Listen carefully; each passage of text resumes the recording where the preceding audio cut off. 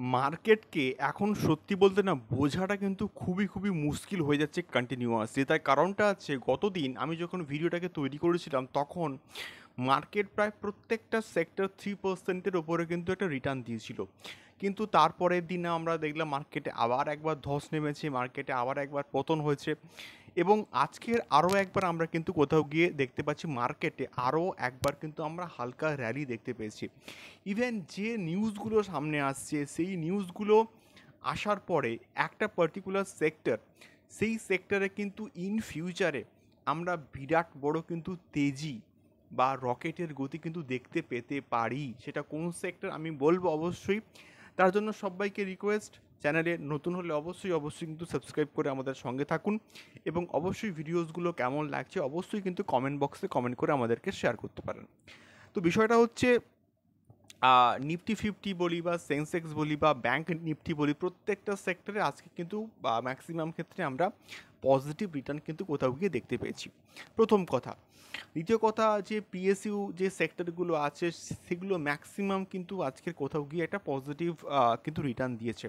এবং শুধুমাত্র PSU sector নয়, তার সঙ্গে সঙ্গে ডিফেন্সের যে সেক্টরটা আছে সেই পার্টিকুলার সেক্টরটাও কিন্তু কোথাও গিয়ে ভালো রকমের কিন্তু এটা তেজি দেখিয়েছে। এই যে ডিফেন্সের সেক্টরটা তেজি দেখিয়েছে, এর পেছনে এক্স্যাক্টলি কারণটা কি? ডিফেন্সের সেক্টর তেজি দেখানোর মেন কারণ হচ্ছে আমাদের বর্তমানে যা সিচুয়েশন রয়েছে, ইন্ডিয়া ভার্সেস পাকিস্তানের যে ওয়ারটা চলছে, সেই ওয়ারের মধ্যে একটা স্টেটমেন্ট কিন্তু রেখেছে আমাদের মোদিজি, এবং সেই জন্যই কিন্তু কোথাও গিয়ে ডিফেন্স সেক্টরের প্রত্যেকটা শেয়ারের কিন্তু মোটামুটি কোথাও গিয়ে ভালো একটা তেজি আমরা কিন্তু কিন্তু দেখতে পেয়েছি। এবং সেবির রুলস অ্যান্ড রেগুলেশনস আছে, আমরা কিন্তু প্রত্যেকটা শেয়ারের নাম, স্টকসের নাম কিন্তু নিতে পারি না, ইচ্ছা থাকলেও কিন্তু নেওয়া সম্ভব সম্ভব নয়। তো সেক্ষেত্রে আহ, প্রত্যেকটা স্টকস কিন্তু আজকের ম্যাসিভ কিন্তু রিটার্ন দিয়েছে, 5%, 7%, কোনটা 3% করে এক এক দিনে কিন্তু কোথাও গিয়ে রিটার্ন দিয়েছে। এটা অবভিয়াসলি যে স্টেটমেন্টটা রেখেছে যে আমাদের ডিফেন্স সেক্টর যথেষ্ট ডেভেলপড এবং ইন ফিউচারে India is a developing country, এবং আমাদের আত্মনির্ভর হতে হবে। আত্মনির্ভর হওয়াটা মানেটা কি, আমরা ধরো কোনো রকম ডিফেন্সের জিনিস বা রাফায়েল বা আমাদের যে ড্রোন, বর্তমানে ড্রোন যে টেকনোলজিটা আছে সেটার উপর আরও কিন্তু কাজ করতে হবে। এবং ইন ফিউচারে যদি অন্য কোনো রাশিয়া বলি বা ফ্রান্স বলি বা অন্যান্য কোনো দেশ যদি ডিফেন্সের কোনো কিছু দিতে না চায়, তাহলে কি ইন্ডিয়ার ডিফেন্স নড়বড়ে হয়ে যাবে? তা কিন্তু নয়। ইন্ডিয়াকে নিজেকে কিন্তু সেই রকম ডিফেন্সের জিনিসপত্র কিন্তু বানাতে হবে। এবং ইন ফিউচারে ডিফেন্স সেক্টরে কিন্তু ইন্ডিয়ান গভর্নমেন্ট ইনভেস্টমেন্ট করলেও কিন্তু করতে পারে, যেহেতু পাশে এরকম একটা দেশ রয়েছে। তো এই রকম দেশের হাত হাত থেকে বাঁচতে গেলে বা ওই রকম দেশকে যোগ্য একটা জবাব দিতে গেলে অবশ্যই ডিফেন্সে প্রচুর কিন্তু ইনভেস্টমেন্ট করা দরকার। ইন্ডিয়ান আর্মির উপরে প্রচুর ইনভেস্টমেন্ট করাটা, কিন্তু তারা আমাদেরকে রক্ষা করছে, তো তাদেরকে সঠিক ইকুইপমেন্টস তো অবশ্যই দিতে হবে না? সেই ইকুইপমেন্টসগুলো তারা যদি না পায়, তাহলে কিন্তু কোথাও গিয়ে সে তারা সঠিকভাবে লড়তে পারবে না। আর সঠিকভাবে লড়তে না পারলে ইন্ডিয়ার কিন্তু মহাবিপদ। কাশ্মীরকে তারা আবার একবার কিন্তু দখল করে নেবে। বিশেষ বিশেষ করে আমি পাকিস্তানের কথা কিন্তু এখানে বলছি এক্স্যাক্টলি। তো এই বিষয়পত্রগুলো কিন্তু রয়েছে, যার জন্য আমার মনে হয় যে ইন ফিউচারে ডিফেন্স সেক্টরে একটা আমরা বিরাট বড় কিন্তু তেজি দেখলেও কিন্তু দেখতে পারি।